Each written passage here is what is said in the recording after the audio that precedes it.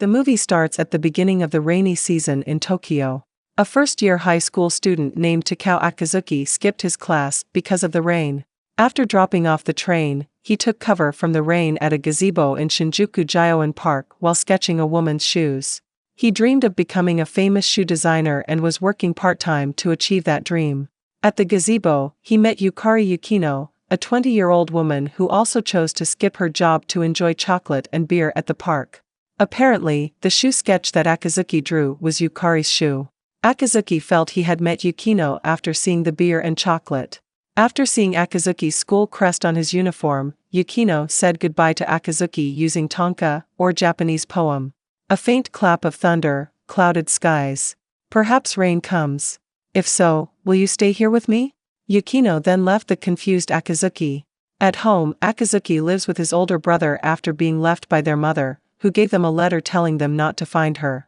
His older brother told him about his plan to move out to live with his girlfriend, leaving Akazuki alone. Apparently, their mother also left them because she was upset with his older brother's plan to move out. Their mother left them to live together with her young boyfriend.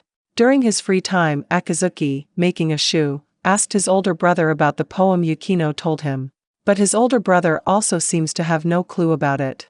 The next day, rain fell again, making Akazuki happy because he could skip his class again. At the park, Yukino was already there. After watching Akazuki, who was very focused on drawing his shoe sketch, Yukino finally talked with Akazuki about both skippings. Akazuki was skipping school while Yukino was skipping her job. After the short chat, Akazuki said goodbye to Yukino. After all, he wants to go to school for the next class because he only skips the first class in the morning. Yukino hopes to meet him again in the same rainy condition. The next morning, they meet again in the rain, which continues for days. They got closer to each other each day. One day, Akazuki told Yukino about his dream to become a shoe designer. Yukino became the first person that knew of this dream. At school, Akazuki was called in by his teacher because he skipped the morning class too often. This doesn't bother him at all. In fact, he was always praying for rain before he went to sleep at night so he could skip class and meet Yukino again. He already started to like Yukino despite their age difference. The next morning, they met again at the park. Seeing that Yukino seemed to be hiding something, Akazuki thought Yukino had been fired because of too much skipping. Yukino also stopped drinking beer in the morning. They then started eating breakfast that they each brought. Akazuki tried Yukino's food and said that it was bad even though Yukino did her best to cook it.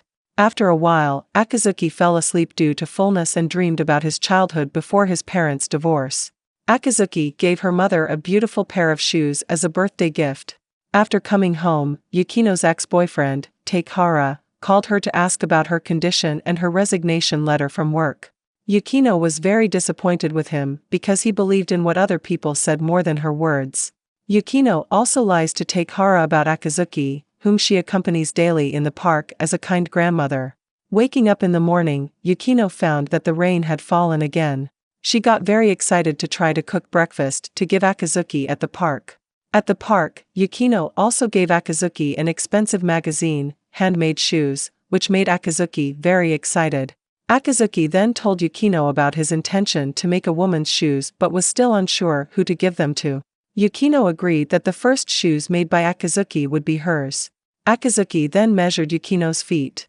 After 1 month of meeting with Yukino, Akazuki still doesn't know Yukino's name nor does he know her age, job, and the problems Yukino is facing that made her skip it every morning. Akazuki then realized that he loved Yukino. Yukino heard that the rainy season was about to end at a cafe. While she is glad that Akazuki is not skipping class anymore, in reality, she also hoped that the rainy season had never ended. On a sunny summer morning, Yukino returned to the park and saw that Akazuki was not there. Only a couple were there enjoying the scenery, which made the park a very different place for her now. On the other hand, Akazuki was invited to dinner by his older brother together with his girlfriend after helping them move to their new house. But Akazuki rejected the offer because he had his part-time job that day. That day was the first day Akazuki lived alone at his house. Summer vacation came, and Yukino that lives alone in her apartment woke up disappointed that the rain had no longer fallen. While Akazuki was working hard using his holiday time to work and raise money for college and to buy good equipment to make shoes, Akazuki himself misses Yukino. During his free time, he continues making his first shoes for Yukino. September came, and vacation came to an end. Akazuki went back to school. When Akazuki was walking with his friends Matsumoto and Sato, they saw two teachers walking out of the principal's office. Sato called out the teacher's name, which startled Akazuki, and they realized that the teacher Sato called was Yukino. Sato and other girl students in the school were missing their teacher, that hasn't come to the school for a very long time. Apparently, Yukino is a teacher at Akazuki's school, and that day is the last day she will teach there. This is the topic of Yukino and Takehara's conversation a while back. At the school roof, Matsumoto told Akazuki about Yukino. Akazuki said that he didn't even know her. Matsumoto felt it was natural that Akazuki didn't know Yukino, who was a literature teacher for the third grade students, while the one who taught literature in his class was Takehara.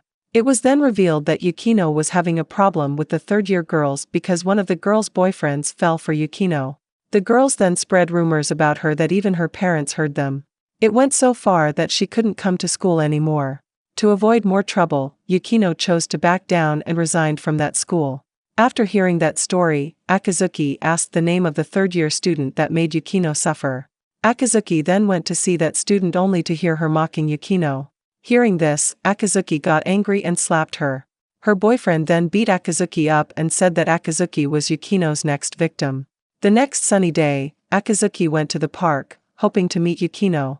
This made Yukino surprised that Akazuki would come to the park. Akazuki then read the 2514th poem from the Japanese poem collection called Manyoshu, saying, "A faint clap of thunder. Even if rain comes not, I will stay here, together with you." It was the reply to the poem that Yukino read to Akazuki during their first meeting.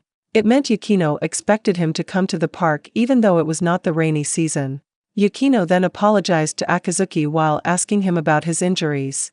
Suddenly, a loud clap of thunder was heard, and the rain poured down heavily. The both of them then went to Yukino's apartment, which was not far from the park. At Yukino's apartment, Akazuki cooked for them both, enjoying their time together while eating their food. During that happy time, Akazuki decided to tell her feelings for Yukino. Yukino looked very touched, but she reminded him that she was a teacher and she would move back to her hometown at Shikoku. Hearing the rejection, Akazuki decided to leave. Due to the heavy rain, Yukino tried to stop him but to no avail. Akazuki still left because of his broken feelings. Yukino then cried while remembering all the words Akazuki said during their time together. She ran barefoot to chase after Akazuki. Yukino then saw Akazuki under the stairs, telling her that he regretted meeting Yukino, a weird beer-drinking woman with a very hard-to-understand poem. While he was just a student, and if he had known that Yukino was a teacher from the beginning, he would have never told her all his secrets. Can't stand hearing it, Yukino then cried while hugging Akazuki tightly and pouring out her heart the thought that Akazuki had saved her every morning from the sadness and fear of going to school. Yukino also actually started to fall in love with Akazuki. This final scene is closed with a song titled Rain from Motohiro Hata. The credit scene shows Akazuki struggling in school and making shoes, but he still works hard to achieve his dream. He still wonders about how Yukino is doing. Yukino has continued her career teaching at a school in Shikoku. The post-credit scene shows Akazuki returning to the park during winter while reading a letter from Yukino. He later put the shoes he made for Yukino on the bench. He promises to go see Yukino at Shikoku once he has more money and success in his career. So that concludes the recap of the Garden of Words. What do you guys think? I personally really love this movie. As usual, Makoto Shinkai made this movie with visual that is a treat for the eyes. The plot itself is not too complicated and still very enjoyable, especially for those who like this genre. The usage of traditional Japanese poems was also very well thought. As confirmed by Shinkai himself, the poem acts as a bridge connecting two individuals of very different ages and statuses. The rain here acts as the ray of hope for them to be able to meet with each other, yet when the rain no longer falls, they seem unable to meet with each other again. But, the poem made them realize that they had a very strong relationship and needed each other more than ever, even though the rain had stopped falling. Please tell us what you think through the comment section. If you like this content, please leave us a like and share them with your friends. Thanks for watching.